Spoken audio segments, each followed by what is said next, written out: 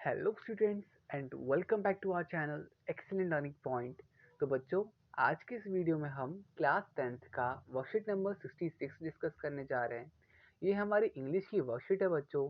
और आज हम वापस से अपना चैप्टर फर्स्ट फ्लाइट का चैप्टर नंबर 7 ग्लिम्पस ऑफ इंडिया का चैप्टर कंटिन्यू करने जा रहे हैं। अब यहाँ पे हमारा आज का टॉपिक है टी फ्रॉम असम। ठीक है, तो टी फ्रॉम असम में देखो, यहाँ पे मैं आपको पहले बता देता हूँ। यहाँ पर बच्चों दो लोग हैं, एक है राजवीर और एक है प्रंजोल। तो ये दोनों आपस में बात कर रहे होते हैं और ये मतलब पूरा एक ट्रेन का सीन है। तो देखो, पढ़ते हैं क्या है। They sipped the steam hot liquid. तो बच्चों ये क्या करें, दोनों एक चाय की चुस्की लगा रहे हैं। दोनों कौन? तो राजवीर और प्रंजोल। ठीक है। Almost everyone in their compartment was drinking tea to.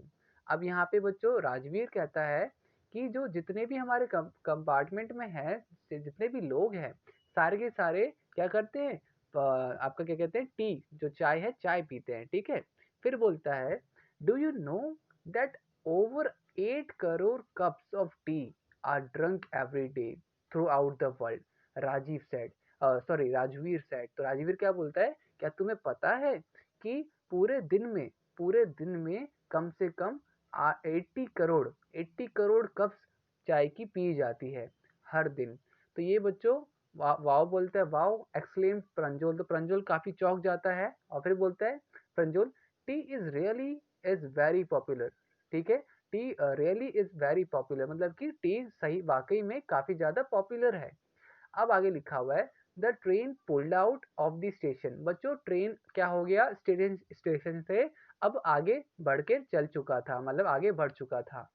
प्रंजोल burrowed his nose in his detective book again. तो बच्चों प्रंजोल का जो था सारा ध्यान वापस से उस डिटेक्टिव बुक के अंदर चला गया था, वो उसके अंदर घुस चुका था, मतलब उस स्टोरी के अंदर।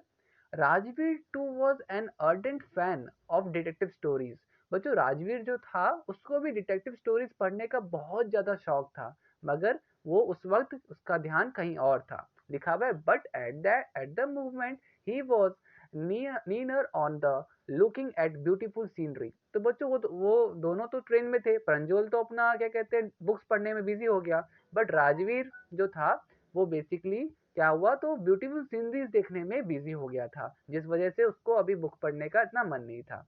ठीक है। ब्यूटीफुल सीनरीज किस चीज की बच्चों? तो आई होप आप सब भी ट्रेन में गए होंगे, कई सारे बच्चे गए होंगे। तो खिड़की वाली साइड पे बैठ करके जो बाहर जो नज़ारा होता है, तो उसी सीनरी की यहाँ पे बात करी जा रही है।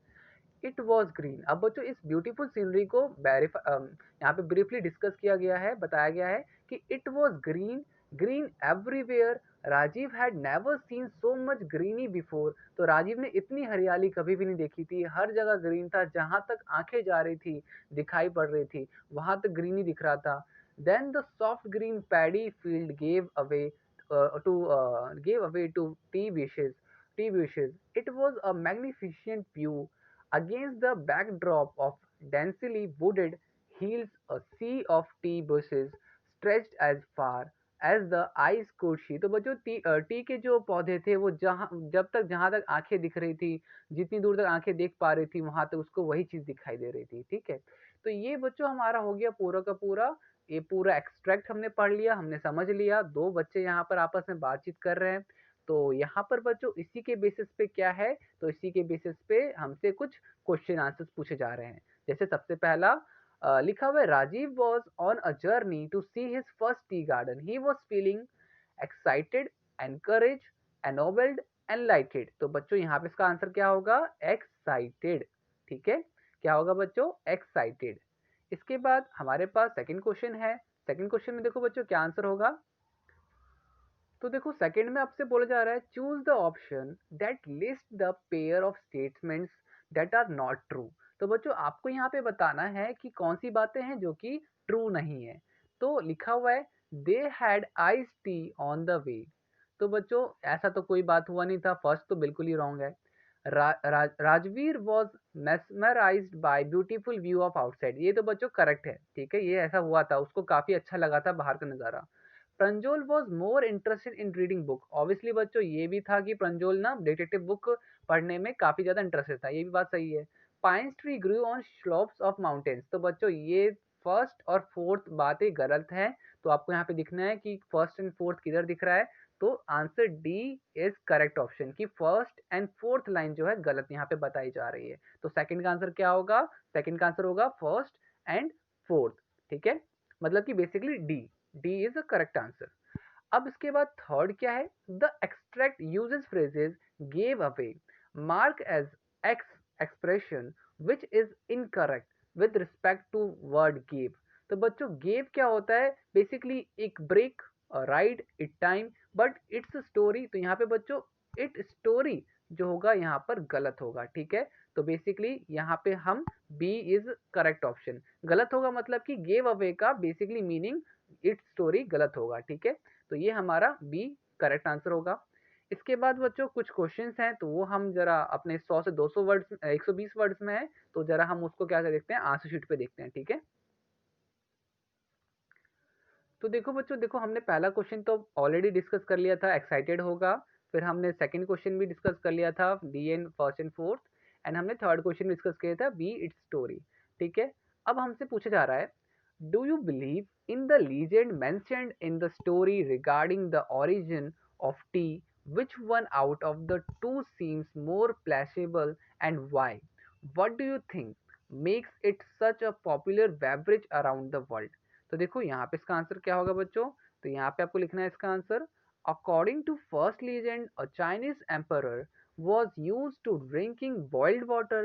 One day a twig from the fire fell into the pot in which water was being boiled. It gave a delicious flavor to the drink. तो बच्चों ये कहानी बताई जा रही है कि किस तरह से, मतलब चाय की कहानी है ये। ठीक है, it is sad that those were tea leaves. ठीक है, जब गलती से बच्चों उस गर्म पानी में टी की लीव्स बन जाती है तो एक अलग तरह का फ्लेवर आ जाता है। तो उसने क्या कहा कि भैया इसको क्या कहा जाता है? तो it is sad that those were R tea leaves, तो वो चाय की पत्तियां थी। An Indian legend goes like this. Once there was a Buddhist ascetic who used to feel sleepy during. तो जब उसने बच्चों देखा किसी इंडियन ने कि कोई बुद्धिस्ट है, वो कब पी रहा उसे, तो जब वो क्या कर रहा था, फील कर रहा था, स्लीपी फील कर रहा था। ठीक है, during meditation, so he cut off his eyelids. 10 teas plant grew out of the eyelids, or when the leaves from these plants were put in hot water and drunk, they banished sleep. ठीक है, मतलब कि जब भी उसने उसको पिया, उसे ड्रिंक किया उस चाय को, तो उसकी नींद उड़ गई। Tea became a popular beverage due to its refreshing aroma, soothing taste and medicinal properties. ठीक है, तो बेसिकली यहाँ पर हमारा आंसर इसका खत्म होता है। ठीक है, इसके बाद हमसे पूछा जा रहा था, use the indirect speech to complete the following conversation. Indirect speech बच्चों यहाँ पे लिखा है, अब जैसे सीमा है, व्हेन वाज रोम बिल्ट, तो बोल ये अंगद बोलता है एट नाइट। ठीक है, फिर आगे वो बोलता है Angad because, sorry why, Seema बोलती है why do you say that, तो अंगद कहता है because my mum always says Rome was not built in a day. ठीक है, वो ऐसे बताते हैं। अब इसके बाद आप क्या लिख सकते हो, इसके आगे का आप लिख सकते हो, Seema asked Angad when Rome was built, he replied that it was built at night. Seema further asked why you said that, Angad told her that because his mum always said Rome was not built at a day. ठीक है, तो यहाँ पे बच्चों हमारा हो जाता है ये पूरा खत्म। हमसे क्या बोला जा रहा था? हमसे बोला जा रहा था इसे इनडायरेक्ट स्पीच में कन्वर्ट करना है, तो हमने वो कर दिया। तो उम्मीद करता हूँ बच्चों सारी चीज़ें आपको समझ में आई होंगी। वीडियो अच्छी लगी तो प्लीज़ लाइक शेयर कमेंट कीजिएगा, और अगर आप चैनल पर नए आए हो चैनल को सब्सक्राइब करो, बेल आइकन प्रेस करो। तो आज की वीडियो में इतना ही, मिलते हैं नेक्स्ट वीडियो में, तब तक के लिए bye bye and take care.